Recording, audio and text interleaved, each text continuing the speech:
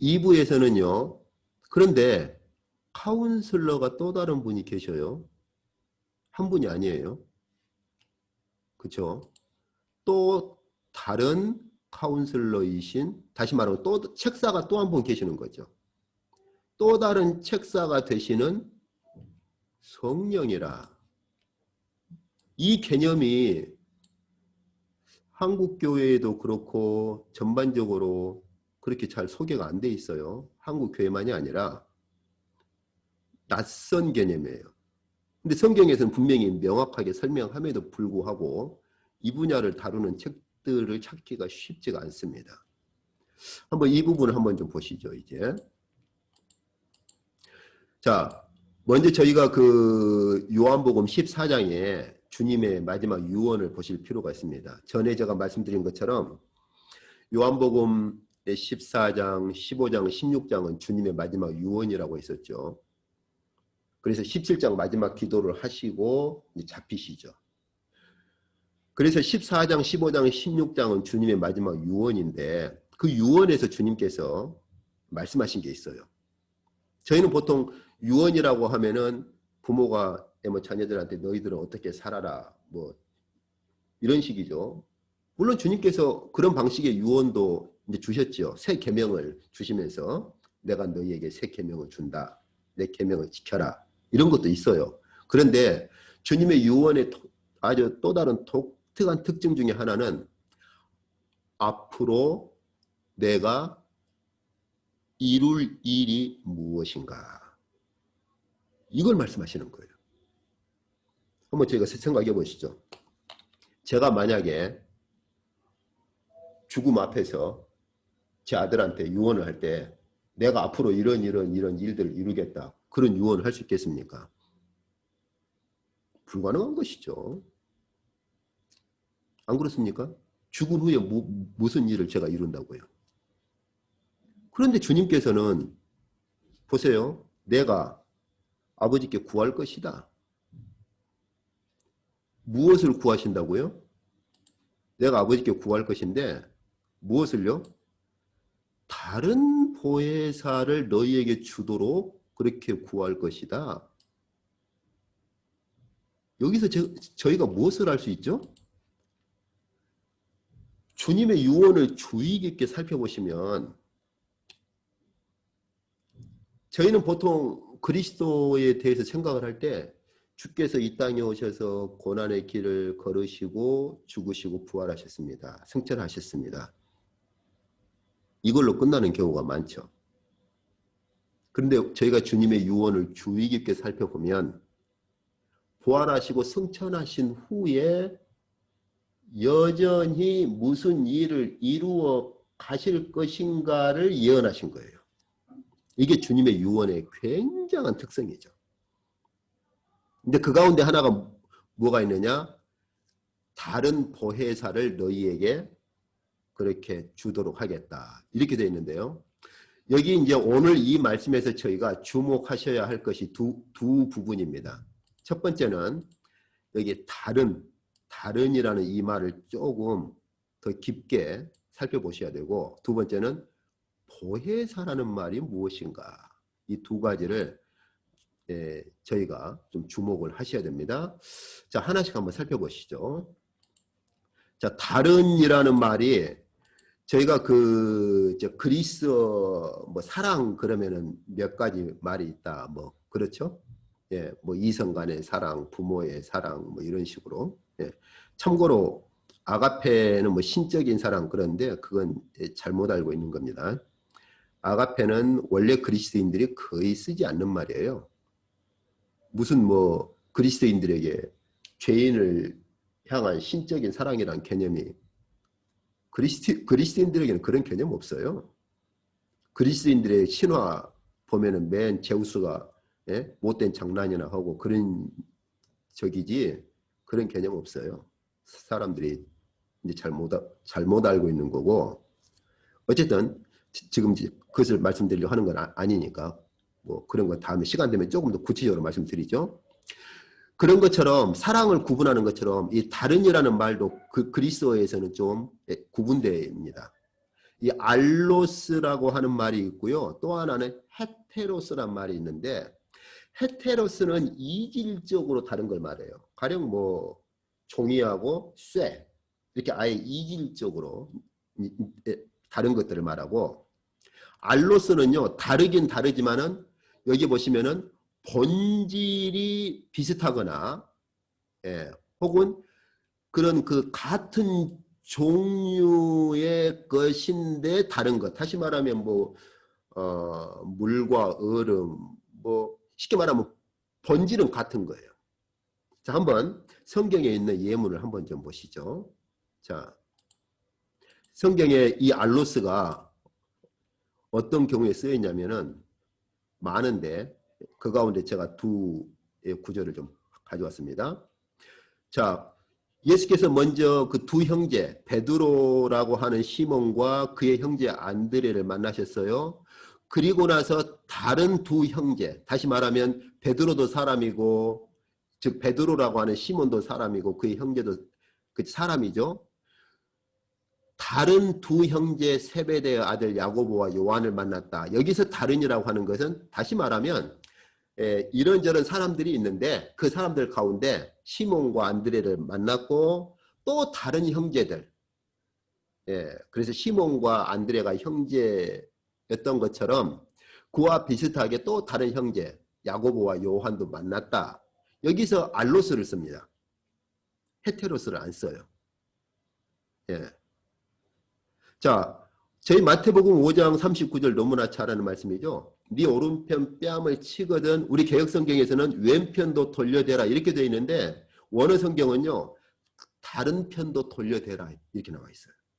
근데 개혁성경에서 의역을 해가지고 왼편도 돌려대라 이렇게 번역을 한 거고 원어 성경은 다시 말하면 네 오른편 뺨을 누가 치면 제가 상대방 오른편 뺨을 치려면 손등으로 쳐야겠죠. 이렇게.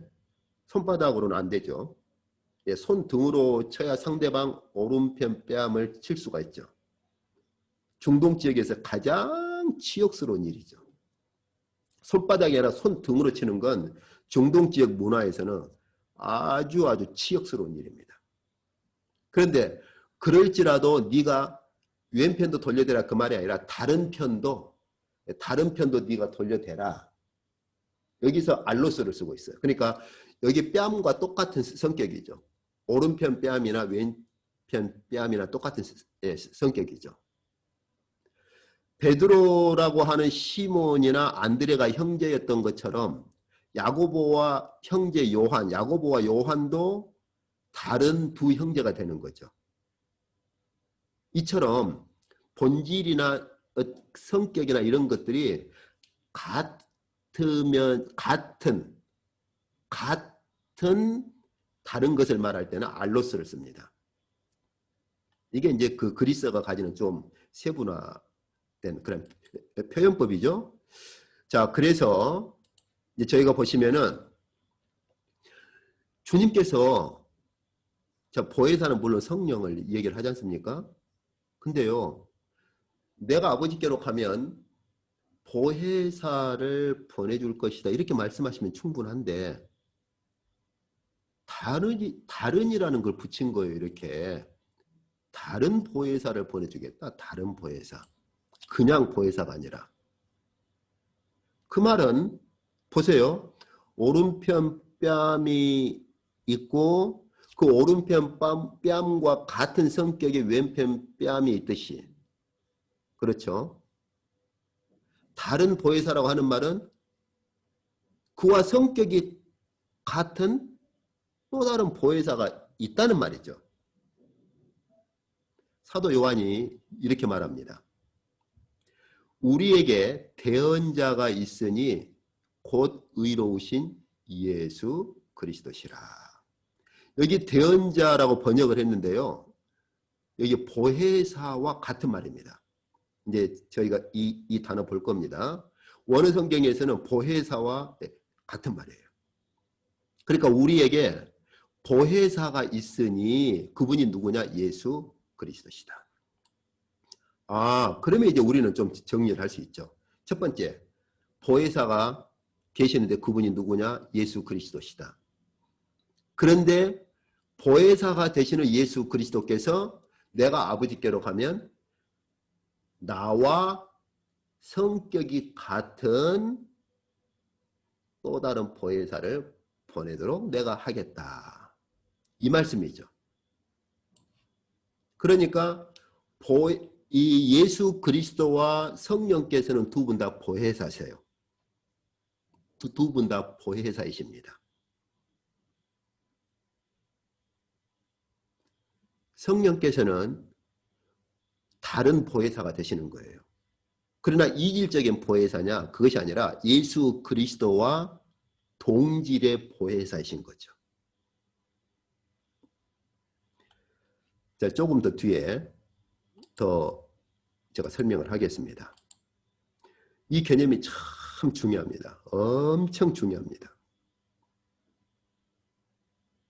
많은 경우에 그리스도와 성령을 분리하는 경우들이 엄청 많아요. 예수 믿을 때 초고적인 은혜를 받고 믿고 나서 추가로 성령의 은혜를 마치 받는 것처럼. 그러나 주님께서는 그렇게 말씀 안 하세요. 성령께서는 여기서 보세요. 다른 보혜사라는 말을 풀어서 말하자면 이제 저희가 요한일서를 봤으니까 풀어서 이렇게 말할 수 있겠죠. 내가 아버지께로 가면 나와 동질의 보혜사를 보내도록 하겠다. 주님 자신과 동질의 다른 보혜사를 보내도록 하겠다 하시는 말씀이에요. 자, 이제 그래서 저희가 여기서 방금 보았습니다만은, 자, 시몬과 안드레가 형제인데 이처럼 또 다른 형제가 야고보와 요한입니다. 그래서 다른이란 말을 썼죠. 이것처럼 자, 보십시오. 여기 시몬과 안드레가 형제입니다. 그처럼 또 다른 형제가 야고보와 요한입니다. 자, 이것처럼 우리에게 보혜사이신 예수 그리스도가 계십니다. 그렇죠? 이것처럼 우리에게 또 다른 보혜사, 성령께서 우리에게 오시도록 하겠다. 그 성령은 예수님과 이질적으로 다른 분이 아니라 예수님과 동질의 보혜사이시다. 이렇게 말을 하는 것이죠. 자, 그러면 이제 두 번째 보혜사란 말을 한번 좀 보시죠. 보혜사. 도대체 보혜사란 말이 무슨 말인가? 이 말을 잘 정리가 안 된 경우들이 참 많아요. 방금 저희가 보았던 요한일서 한번 더 보시죠. 우리에게 보혜사가 있으니 그 말은 이 원어 성경에서는 파라클레토스라고 그렇게 말을 하는데요. 이 말이 어떤 뜻이냐면 파라라고 하는 것은 곁으로 하는 말이에요. 그 다음에 칼레오라고 하는 것은 곁으로 이렇게 부르다. 뭐하러 내 곁으로 부르느냐? 그래서 파라클레토스를 원래 이 파라클레토스가 가지고 있는 의미는 뭐냐? 조력자, 혹은 조언자, 혹은 돕는 자, 혹은 변호사, 이런 의미들을 가지고 있어요. 근데 보혜사라고 번역을 해버리니까 굉장히 이 말이 구체적이지를 못하고 추상적이고 그냥 보혜사 말은 쓰는데 도대체 보혜사가 무슨 뜻인지를 모르는 거예요. 그런데요, 여기 파라클레토스가 원래 그 어디에서 쓰는 말이냐? 법정 용어입니다. 법정 용어. 법정에서 쓰는 말이에요. 황제 앞에서 자기 자신을 이렇게 변호해 주는데 도움을 줄 수 있는 사람. 그래서 조언자, 조력자, 변호사, 그런 의미를 가지고 있는 거예요. 이런 의미를. 그러니까 굉장히 독특한 의미죠. 그냥 단순히 카운슬러, 상담자 그런 개념을 넘어서서 파라클레토스는 법정에서 쓰는 용어의 성격이 굉장히 강합니다. 자, 그러면 일반 세상 법정이 아닌 하나님의 보좌 앞에서의 그 하나님의 법정에서 우리의 파라클레토스가 누구시냐 이렇게 말을 할 때 이 파라클레토스는 결국 무슨 개념과 같아지는가? 이 파라클레토스란 말이 카운슬러와 같습니다. 카운슬러. 예, 카운슬러요. 왜 그러냐면 이스라엘 백성들에게는 특히 구약 같은 경우는요. 지금 여기서 이 사도 요한이 파라클레토스라고 하는 그 당시 법정 용어는 쓰지만 배경은 유대적이죠. 그럼 한번 저희가 생각해 보시죠. 구약의 유대인, 이 유대 백성, 이스라엘 백성들에게 변호사란 직업이 있습니까? 없어요. 구약에서는 주로 제사장이 재판장 역할을 하지요. 심지어 가나안 땅에 들어가서 왕궁 정치가 시작될 때까지도 임금 앞에 누가 끌려갔을 때 아, 저 변호사 부를게요. 없어요. 근데 누가 그 역할을 할 수 있느냐? 왕의 카운슬러가 왕하고 함께 이런저런. 그래서 그 끌려온 사람을 적극적으로 막 변호사처럼 이렇게 법정 앞에서 뭐 재판장님 이렇게 하는 건 아니지만 그 끌려온 사람이 억울하거나 그러면은 카운슬러가 왕에게 조언을 할 수 있죠. 진정을 할 수 있고. 그래서 이 파라클레토스라는 이 말이 가지고 있는 유대적 배경으로는 뭐가 있느냐? 로마 시대처럼 변호사 그런 개념이 아니라 카운슬러의 개념을 가지고 있는 거예요. 그 당시에 카운슬러의 개념. 유대인들이 쓰는 파라클레토스는 카운슬러의 개념을 가지고 있습니다. 그래서 사도 요한이 우리에게 파라클레토스가 있다. 그 말은 우리에게 카운슬러가 계신다. 그 말이에요. 그분이 누구냐? 예수 그리스도시다. 예수 그리스도시다. 이것을 문자적으로 번역해가지고 파라클레토스가 그 당시에 로마 시대 변호자라는 개념도 있다 해가지고 막 변호사로 이렇게 번역을 하는 분들도 있는데 용어는 이 용어를 쓰지만 이 용어의 배경은요 유대적이에요. 예, 유대적이지 로마 시대 그 개념을 가지고 오는 게 아닙니다. 그럼 유대적 배경으로 파라클레토스의 유대적 배경은 뭐냐? 카운슬러인 거죠. 우리 앞에 카운슬러가 계시는데 그분이 곧 의로우신 예수 그리스도시다. 이렇게 말을 하는 거예요. 그래서 파라클레토스는 곧 카운슬러로 볼 수가 있습니다. 그러면 보세요. 그러면 예수 그리스도께서 파라클레토스이자 카운슬러이신데 예수께서 아까 요한복음 14장에서 또 다른 카운슬러인 파라클레토스가 있다. 이렇게 말씀을 하신 거죠. 이제 이렇게.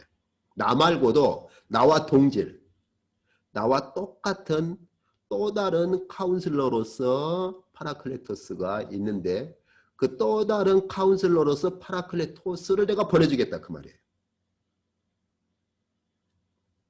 저는 그 요한복음 이 말씀을 제가 접하면서 머리에 굉장한 충격을 받은 그런 충격을 받았어요.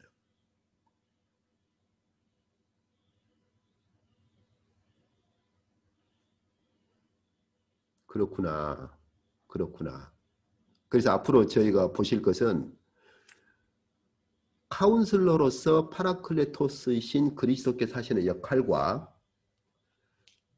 예수님과 동질인 또 다른 카운슬러로서 파라클레토스이신 성령께서 하시는 역할이 있어요. 성경에서 그걸 구분해서 말을 합니다. 사도들이 실제로. 굉장히 중요해요. 아주 중요합니다. 저는 안타깝게도 제가 한국에 있는 동안 거의 89년도인가 90년도인가 신학교 졸업하고 2006년 호주 가기 전까지 거의 그렇게 15년 이상 설교도 하고 성경을 봤지만 이런 개념들을 제가 접하지를 못했었어요. 호주에서 이제 사고가 나고 성경을 이렇게 볼 수 있는 시간들이 쭉 길어지고 본문 연구하는 시간들이 길어지면서 이런 것들을 더 구체적으로 볼 수가 있었습니다. 그래서 주께서 아까 하신 말씀이 그거죠. 내가 이제는 그러니까 주께서 지금 이렇게 말씀하시는 거예요. 나와 같은 카운슬러로서 보혜사를 내가 보내주겠다 하는 거예요. 아, 정말 이 말씀은요 어마어마한 말씀이에요. 그래서 NIV에서는 이 파라클레토스를 알로스 파라클레토스 다른 보혜사를 NIV에서는 another counselor로 번역을 해버렸어요. 제가 볼 때는 이 부분은 킹 제임스 판보다는 NIV가 번역을 잘한 겁니다. 예. 그래서 그 NIV 성경을 보세요. 여기 요한복음 14장 16절을 보시면은 다른 카운슬러라고 우리 한글 성경에는 다른 보혜사라고 되어 있는데 NIV는 another counselor 이렇게 아예 직접 번역을 해버렸습니다. 이 부분은 킹 제임스 판보다는 NIV가 훨씬 잘 선택을 했어요. 그래서 이 보혜사는 결국 누구를 말하느냐? 원어 성경상으로는 파라클레토스인데 이건 결국 무엇과 같은 개념이냐? 카운슬러와 같은 개념이다. 그래서 카운슬러로서 파라클레토스가 되는 거죠. 보혜사란 번역은요 굉장히 애매모호한 번역이에요. 이 개념을 살려낼 수가 없어요. 보혜사가 뭐예요? 아무도 몰라요. 그냥 보혜사 그런 거죠. 차라리 그럴 바엔 그냥 파라클레토스 그대로 써버리면 더 좋을 것 같아요. 마치 할렐루야 히브리어 그대로 쓰는 것처럼. 자, 이제 정리를 한번 해보시죠.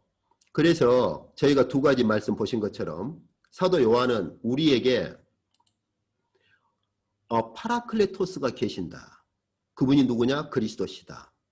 근데 그 그리스도께서 하시는 말씀이 내가 나와 같은 그러니까 다른이란 말을 그렇게도 풀어서 말할 수 있죠. 나와 같은 카운슬러로서 파라클레토스를 너희에게 보내주겠다 하는 말과도 같은 말이죠.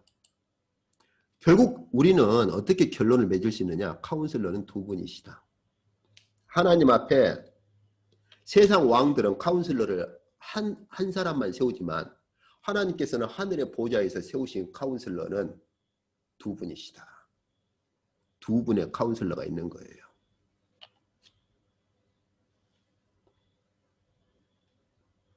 그래서 첫 번째 그 카운슬러이신 파라클레토스는 예수 그리스도시고 예수 그리스도와 동질인 또 다른 카운슬러 파라클레토스는 성령이시죠. 성령이십니다. 근데 각각 하시는 일은 달라요. 이런 거 이제 조금씩 앞으로 더 들어갈 때 살펴볼 수 있겠죠. 그래서 여기서 볼 수 있는 것처럼 일반적인 왕이 있고 일반적으로는 카운슬러가 한 사람이죠. 책사는 한 사람입니다. 그런데 하나님의 보좌의 구조는 달라요. 하나님께서는 두 카운슬러를 그렇게 세우셨습니다. 한 분이 예수 그리스도이시고 예수 그리스도와 동질인 another counselor, 또 다른 카운슬러가 바로 성령이십니다. 그래서 하나님께서 두 카운슬러를 통해서 하나님의 모든 일을 이루어 가십니다. 창세기부터 계시록에 이르기까지. 천지 창조 때부터 하나님의 성령께서 창조 세계를 보존하시고 하나님께서 새 언약 백성을 세운다고 하실 때에도 어떻게 하신다고요? 그리스도를 보내신 것처럼 성령을 보내셔서 그 성령으로 우리를 새 언약 백성으로 만들겠다라고 말씀하시는 거예요. 하나님께서 두 카운슬러를 통해서 역사하십니다. 신비의 역사예요. 어마어마한 역사예요.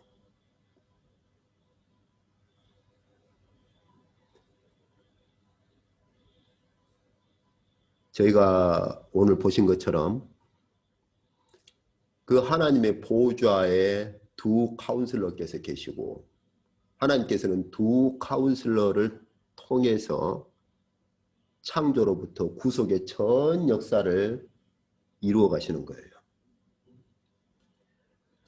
그런데 이제 안타까운 게 우리 서방교회 신학이나 서방교회는 어디에 집착해 있느냐? 기독론, 그리스도에만 집착을 해 있죠. 왜요? 천주교, 이 캐톨릭 교회와의 종교개혁 전통에 있다 보니까 성령론을 안 가르치는 것은 아니나 비중면이라든지 이 강조하는 측면에 있어서 그리스도에 대한 것만큼 이 또 다른 카운슬러이자 파라클레토스로서 또 다른 그 성령에 대한 연구가 그닥 그렇게 무게감을 가지고 있지는 않고, 두 번째 더 큰 문제는 분리시키고 있어요. 그리스도에 대한 건 기독론에서, 성령에 대한 건 성령론에서 완전히 딱 분리돼 버렸어요. 그런데 오늘 주님께서 어떻게 말씀하세요? 성령을 나와 동질의 카운슬러이시고 나와 동질의 파라클레토스다.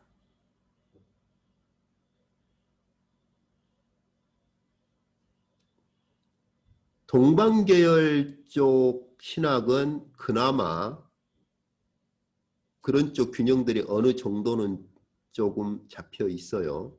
물론 아쉬운 점이 있지만.